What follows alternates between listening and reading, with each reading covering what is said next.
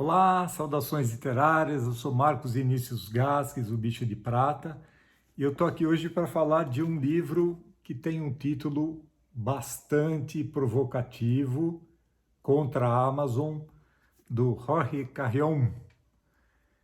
Ele é um escritor espanhol, escritor, ensaísta, professor universitário, e aqui ele enumera 7 razões no manifesto para que a gente não compre livros nessa mega empresa de comércio eletrônico que começou justamente com um negócio de livros e hoje vende infinitos produtos, né? Ele enumera essas 7 razões que vão desde a perda do contato com o livreiro tradicional, aquela pessoa que atende o cliente, que conhece os gostos do cliente, orienta, dá sugestões, que estão fora daquela viciada lista dos mais vendidos, e vai até o questionamento das práticas comerciais da Amazon, que em várias ocasiões já foi acusada não só de uma prática trabalhista nem sempre muito legal, né, com os funcionários, como também a questão comercial, e acusada de dumping, que é uma prática ilegal em vários países, inclusive no Brasil, de praticar um preço artificialmente mais baixo do que a concorrência, o que leva aí a empresa concorrente a quebrar ou não conseguir se sustentar. Há outros 16 textos do autor que ele é conhecido por essa imersão absoluta no universo dos livros, da literatura. Por exemplo, ele visitou mais de 1000 livrarias em todo o mundo para escrever a obra Livrarias, uma história da literatura e de leitores, né? É um dos livros do Carrier. Aqui encontra a Amazon, nesses 16 textos, ele vai, por exemplo, de Miami até a Sicília, no sul da Itália, de Seul, a capital da Coreia, até Buenos Aires, na Argentina. Quer dizer, ele mantém esse hábito de deslocamento, de viagens, onde ele vai relatando. Ele vai conhecer livrarias, ele vai conhecer vilarejos onde autores viveram, a casa onde um autor viveu no sul da Itália. E é claro que todo esse ambiente ele vai descrevendo e ao mesmo tempo costurando com a importância da obra, a influência no cinema em alguns casos. Enfim, é uma leitura deliciosa para quem gosta dessa imersão no universo dos livros, da literatura, da cultura em geral. Não é só essa visão crítica o tempo todo contra a Amazon, embora, como eu disse, ela vá, de vez em quando ela é resgatada e aparece aqui e ali. Mas o Carrion publica entrevistas, conversas com livreiros, andando pela rua. É uma experiência muito saborosa. E ele visita livrarias, por exemplo, no Japão, em Miami, mas as livrarias no Oriente, elas se reinventando, porque o negócio de vender livros não é fácil em nenhum lugar, mesmo onde a cultura da leitura já está bem consolidada. Mas a livraria se reinventando, lojas de departamento onde a livraria é um departamento a mais. Algo que a gente estranhou muito, por exemplo, enquanto a FENAC esteve presente aqui no Brasil, por fazer exatamente isso. Era uma loja, e continua sendo, onde ela ainda está ativa em outros países, em que, além dos livros, se vendia aparelhos de som, televisores, eletrônicos em geral. Enfim, havia um estranhamento nesse convívio, mas nem assim a loja se sustentou. A FENAC foi embora do Brasil já há algum tempo.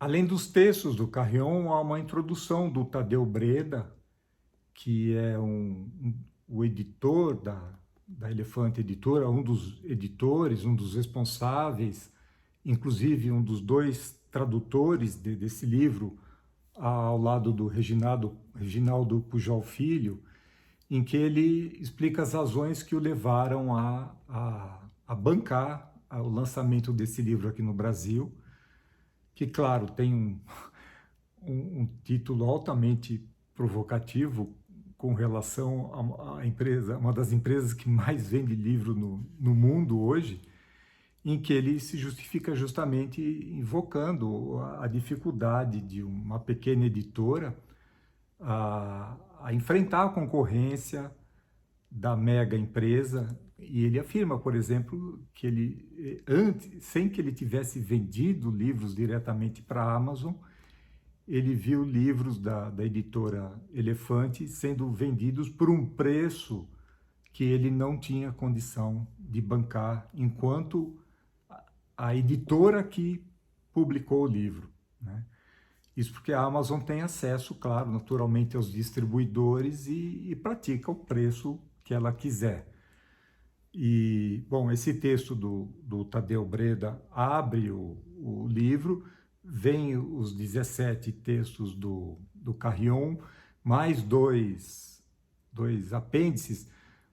O livro é atualíssimo, porque ele foi publicado no momento, no auge da pandemia, que infelizmente ainda não acabou, mas quando o comércio estava fechado, quando muitas das pequenas livrarias não tinham a prática do comércio eletrônico, e tudo isso está contemplado nos textos finais, em que oito livreiros e donos de livraria de várias partes do Brasil falam da sua experiência, falam exatamente dessa concorrência muito difícil, não só da Amazon, mas como grandes redes de livraria que, inclusive, enfrentam grandes dificuldades, a gente sabe disso, uma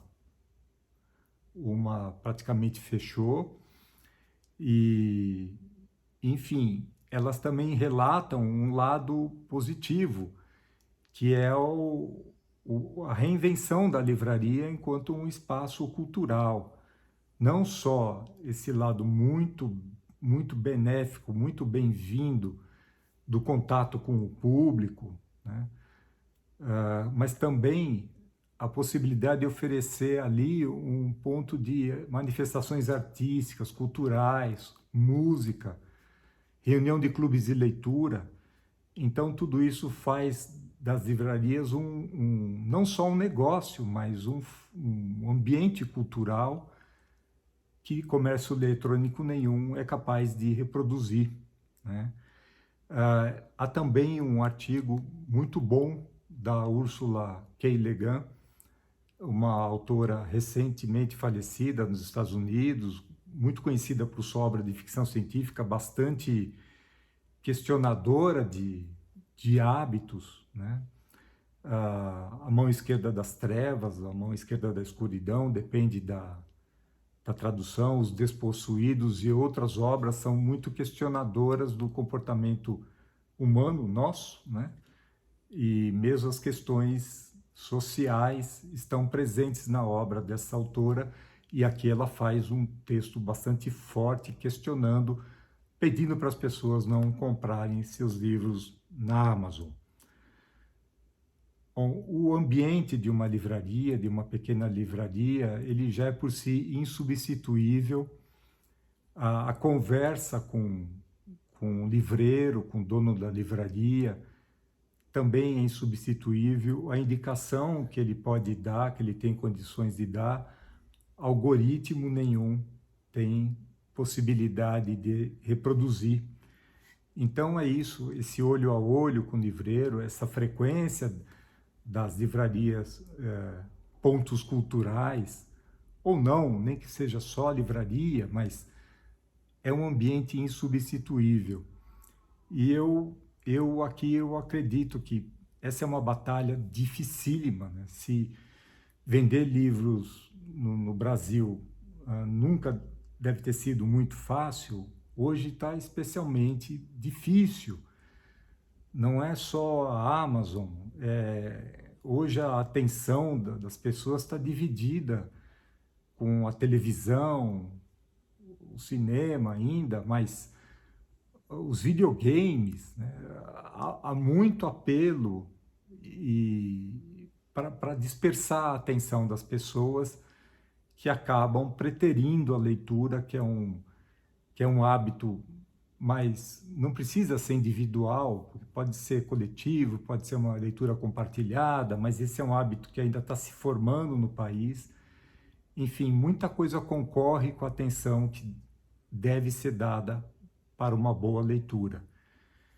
Então eu acredito que o problema não é só a Amazon, o problema é formar leitores, porque os leitores têm essa avidez de comprar os livros e se abastecer com bons livros, e as editoras, com a facilidade do comércio eletrônico, elas também estão oferecendo vendas diretas com descontos de 20%, 30%, 40%.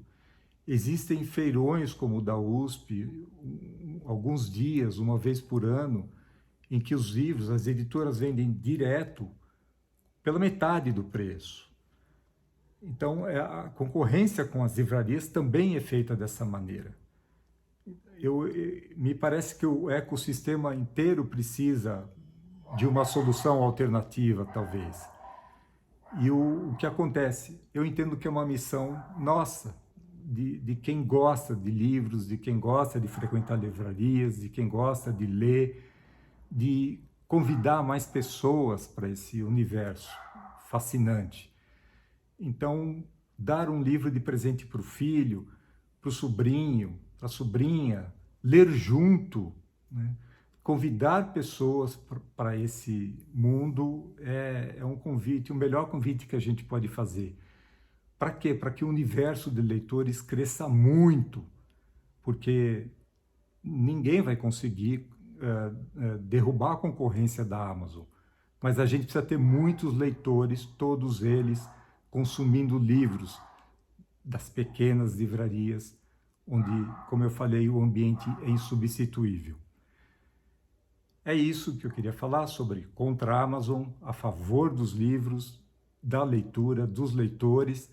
Se gostou do comentário, curta, siga o canal, compartilhe com seus amigos, convide mais pessoas e se quiser deixar uma sugestão, por favor, deixe seu comentário. É isso, até a próxima.